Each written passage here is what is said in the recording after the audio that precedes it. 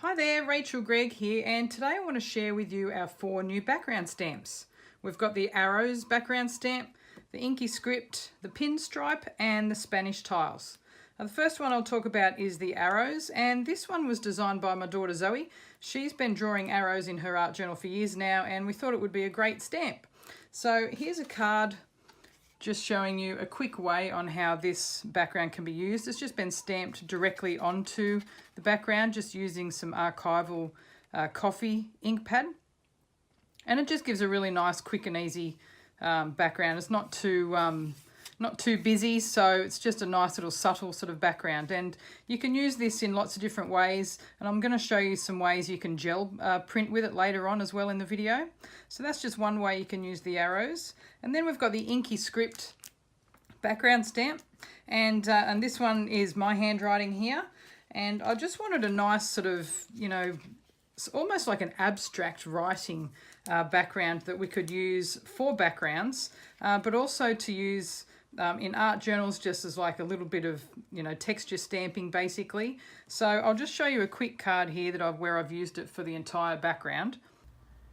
And you can see it's just peeking out from the main image on that card, so it just gives a really nice pattern for the overall background. So that's just one way of using that background on there, but it also works really well when you use it on art journals. If you just wanted like to stamp little sections of the backgrounds, that's what works really well with all of our background stamps. So that's just an idea with the Inky script. Now the Pinstripe, this is it's a very, very simple design, but there are a lot of things you can do with it. So I'll show you this card here. Now this one here, I have embossed the background here, so I've just used white embossing powder to emboss the stamp onto the background, and then used that as a sort of an edge basically, and then I've just watercolored in between each one of the stripes, just using a different colored distress ink, and that just makes a really nice rainbow background, as you can see. So that's one way of using it. Another way is to use it as a journaling stamp, so you can stamp it this way and use it as a journaling stamp into your art journals.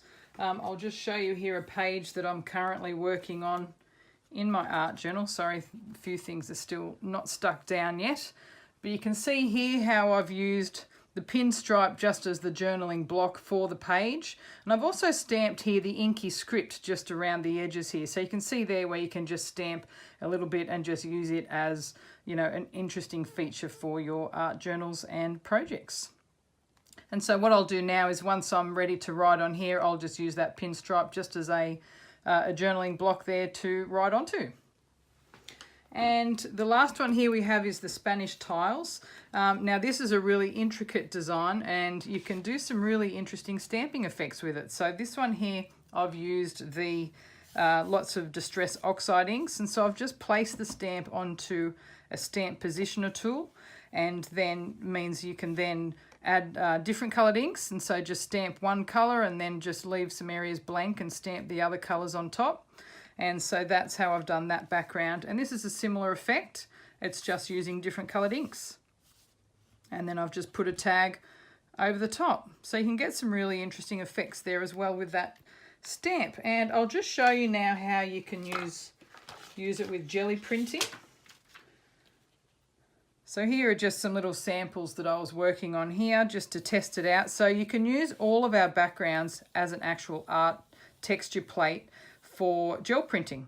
So instead of inking it up with ink, when you've done your paint onto your jelly plate, just press the stamp into the gel plate and then stamp your the gelatin, so the gel print, and that'll create this nice little gel print. Now this is the one that I've used here. This is the circle gel plate there.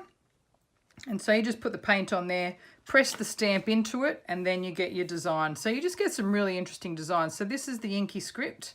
This is the Pinstripe. So you can see you can get some really interesting stripes. Now I've just done it one way, but you can also go back and then press it into the gel print as well, or gel plate again the other way.